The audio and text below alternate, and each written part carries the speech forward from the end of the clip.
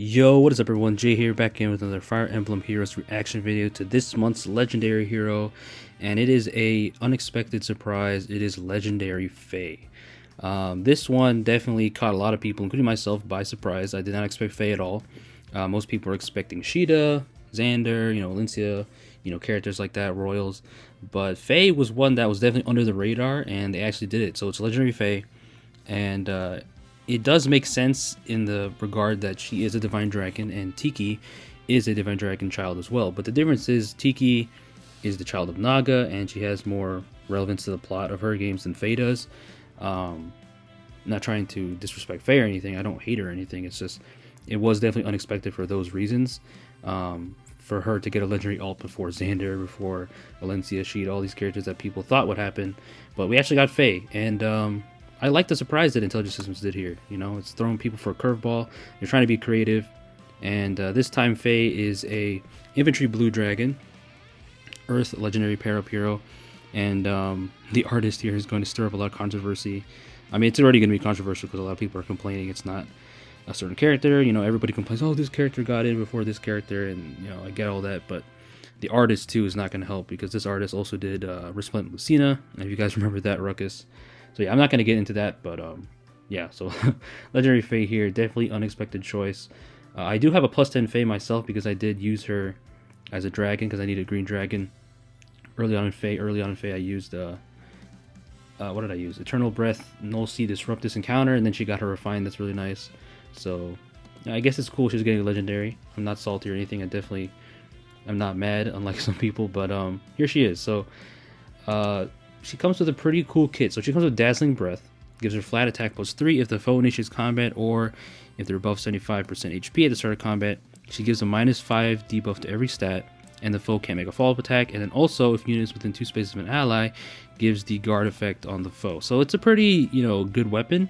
It's nothing insane, I'd say. It has fall prevention. It has +5 to everything, -5 to everything, basically, and the guard effect, which is nice for dragons, especially because she's not an armor unit like her winter version, so she can't run crafty fighter. So the nice that she's getting this guard effect because she's definitely going to be tanky, I'm guessing, just based it off her kit here. And then the new skill here is her special, Life Unending.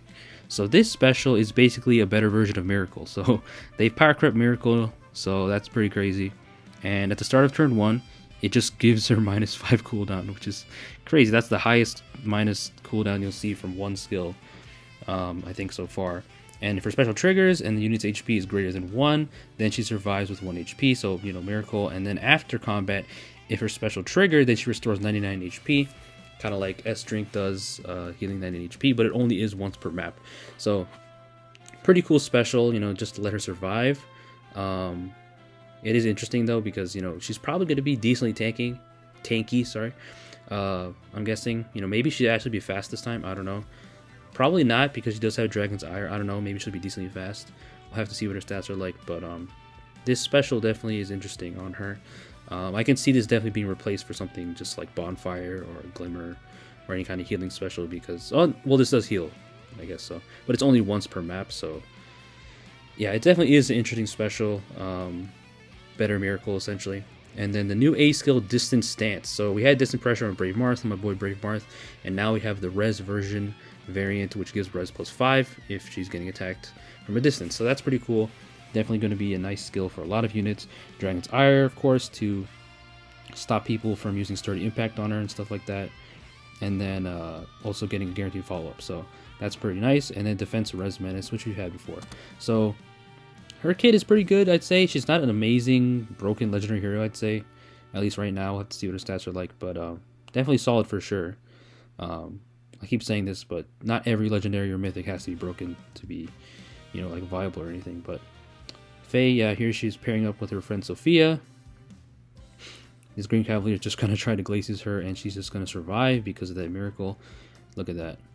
And yeah, so FAE, the chicken here, just killing fools. So that is legendary FAE. I'd say it's like I said, very unexpected. There she is getting that healing, which is really nice. Alright, so now to go over the rest of the heroes on the banner, starting off with Duma in colorless, legendary Roy, legendary Alm, Milla, Mirabilis, Who else is on here? Hell.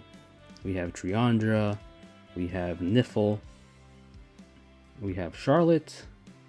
Nyx. And the last one I think is Euler, right? Yeah, it's Euler. So yeah, this banner is pretty decent. I'd say the best color to summon on. Sorry, the best color to summon on easily, in my opinion, is blue. In terms of just units and fodder, because you have the new legendary FAE, you have Niffle and Euler, who are also really good units in my opinion. Euler is one of the best nukes in the game. Niffle having really cool support and just being an annoying unit with that flash status. And of course, legendary FAE, who we went over. So blue is definitely the most stacked color. Next, I'd say the best color is green, I think. Probably green, because green has Charlotte, who's a great offensive axe infantry unit. You got Triandra, who's also a decent and pretty good, I wouldn't say decent, pretty good, just flying dancer to have on defense. And also has really good fodder with the push 4 and the Rhine skill. And then you have Hell, who's also pretty good defense mythic, I'd say. Even though she's not the greatest, she can definitely be better. She is annoying to fight and kill sometimes because of that guard bearing, because of her weapon having the Spectrum Inevitable Death Rhine skill. So green is also, I'd say, second best color. And then in colorless, you have the whole Valencia cast, which is kind of funny. You have Milla and her brother Duma. You have legendary Alm.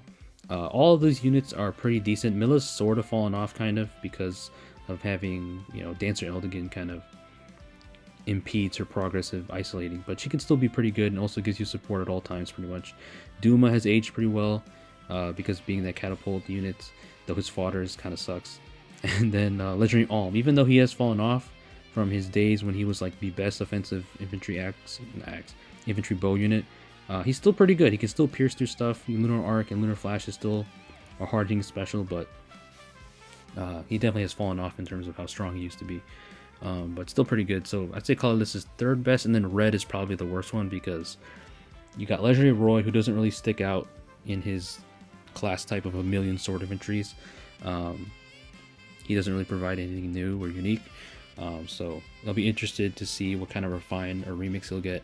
Mirabolous is though really good because she's just always been a good defense mythic. She's always been a solid flying dancer, and she's always good to have, and definitely annoys a lot of people. And then Nyx, who is a very rare and unique unit because of her tome.